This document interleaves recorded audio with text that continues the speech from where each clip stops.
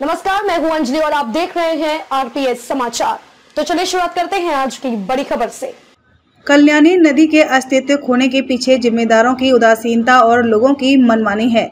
समय पर सफाई न होने से नदी सूखने लगी और भूमाफियाओं ने अतिक्रमण करना शुरू कर दिया। यही नहीं, ग्राम पंचायत तो एक कदम और आगे बढ़ गई। सूखी नदी में आवागमन के लिए कच्चा रास्ता तक बना डाला।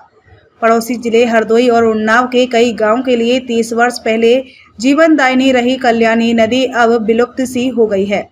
नदी का अस्तित्व केवल कागजों पर ही बचा है। कहीं नाले तो कहीं तालाब का रूप ले चुकी इस नदी के पानी से 3 दशक पहले तक फसलें लहराती थी। करीब 80 किलोमीटर लंबी नदी क्षेत्र के भूगर्भ जलस्तर को भी सहेजी थी।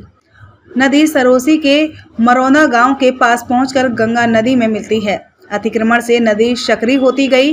ग्राम पंचायत मझेरिया कला ने वर्ष 2020-2021 में फतेहपुर 84 सूसमऊ डामरीकृत मार्ग पर ग्राम कोयली खेड़ा से ग्राम कोलवा को जोड़ने के लिए 1.20 लाख रुपए की कार्य योजना बनाकर सूखी कल्याणी नदी में कच्चे मार्ग का निर्माण करा दिया गया।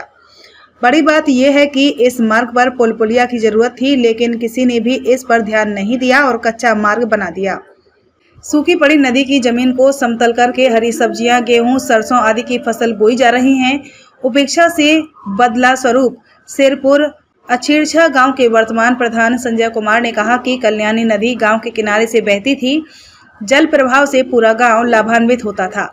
अब उपेक्षा से नदी का स्वरूप ही बदल गया। सिर्फ बारिश में ही लगता है कि यहाँ कोई नदी है। पूर्व जिला पंचायत सदस्य अतुल मिश्रा ने बताया कि कभी कल्याणी नदी अपने नाम से अनुरूप ही अनवरत स्वच्छ जल प्रवाह से पशु पक्षियों की प्यास बुझाती थी। नदी के आसपास हरियाली थी। उपेक्षा व अतिक्रमण के कारण अब नदी विलुप्त प्राय हो गई है। इसी तरह तमाम ग्राम प्रधान और गणमान्य व्यक्तियों द्वारा नदी को विलुप्त होने को लेकर प्रतिक्रिया दी गई।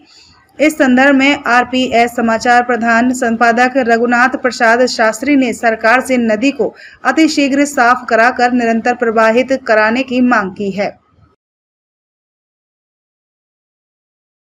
खबरों में अब तक लिए बस इतना ही। मिलते हैं फिर ऐसी ही बड़ी खबर के साथ।